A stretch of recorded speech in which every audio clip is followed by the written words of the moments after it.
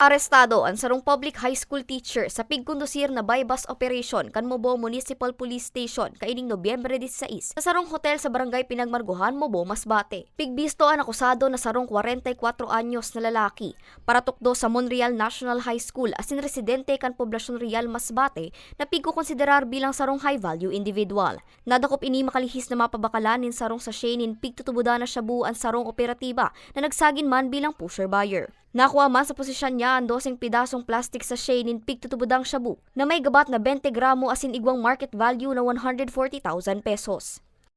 Depende po yan sa DepEd kung ano ang administrative case na ipapile nila po, ma'am. Kasi ang alam ko dito, ma'am, isa pangalawang pagkahuli na to sa kanya. Nahuli siya dati sa Montreal. Bali sa record check namin is nahuli na to siya dati by bus din 2010 or 19 siguro, ma'am, base sa ano. Naging matrayumpo ang sinagibong operasyon sa pagtarabangan kan Mobo Municipal Police Station, Masbate Police Provincial Drug Enforcement, Philippine Drug Enforcement Agency Regional Office 5 asin iba pang unit. Sa ngalan po ng kapulisan dito sa Masbate ay kami po ay nanatiling tapat sa pagsugpo ng illegal na droga at patuloy na hinikayat ang publiko na makipagtulungan upang mapanatili ang kaayusan at kaligtasan ng ating komunidad po.